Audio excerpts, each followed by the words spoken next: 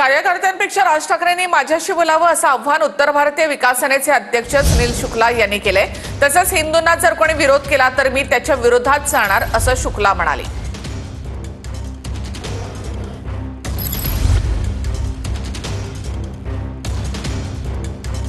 राजसाहेब ठाकरे, आपण जर तुम्हाला बोलायचं असेल माझ्याशी बोला। माझा नंबर तुमच्याकडे असेल। मी पक्षाचा राष्ट्रीय अध्यक्ष आहे, तुम्ही एक प्रांत पक्षाचा अध्यक्ष आहेत।